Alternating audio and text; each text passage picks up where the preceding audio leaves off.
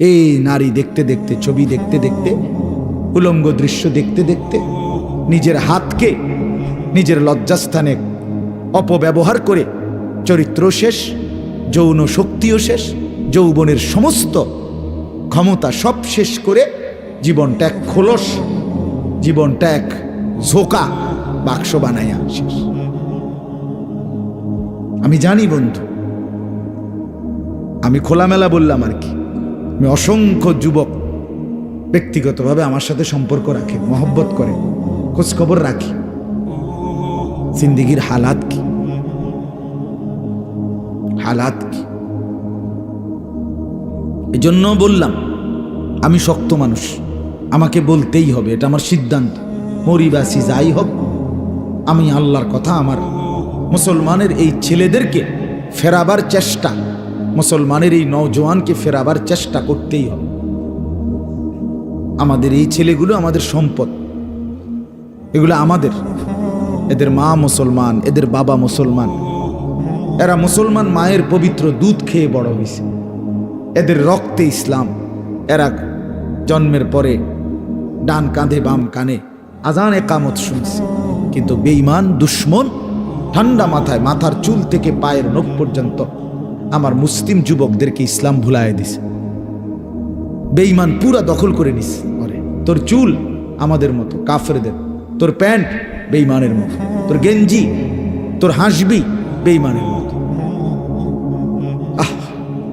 365 দিনে একটা বছর, একটা বছরে একটা মুসলমানের ছেলে, শক্ত সামর্থ্যবান যুবক ছেলে, খোদার 365 দিনে কোনো দিন তার মনেও পড়ে না, সে বলতেও পারে না যে ফজরের নামাজের ওয়াক্ত হয় কখন, ফজরের নামাজ পড়ে কখন, ফজরের নামাজ যে পড়তে হয় এটা যে জানে না।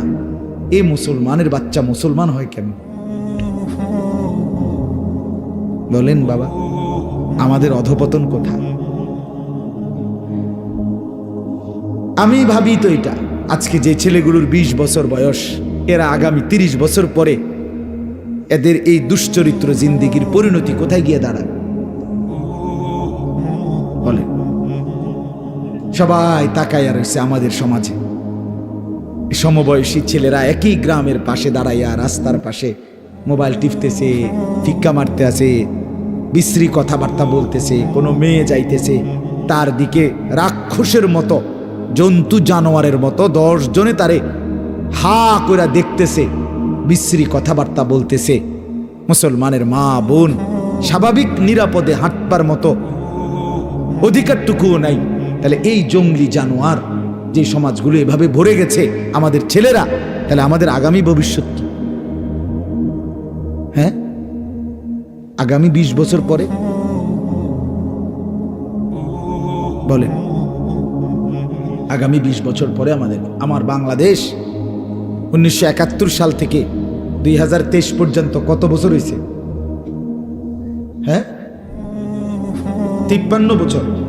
এই 50 বা 52-53 বছরে আমার যুব সমাজ, আমার মেয়েদের, বোনদের, মা বোনদের যদি এই বেপর্দা, অসভ্যতা, এই হালাত হয়, আগামী 50 বছর কল্পনা করেন। বুঝেন নাই আমার কথাটা?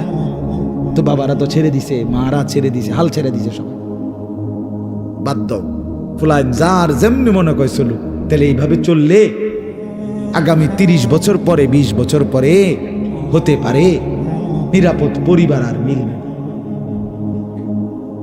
নিরাপদ পরিবার মিলবে না, পবিত্র স্ত্রী মিলবে না, পবিত্র মেয়ে মিলবে না, পবিত্র ছেলে মিলবে না।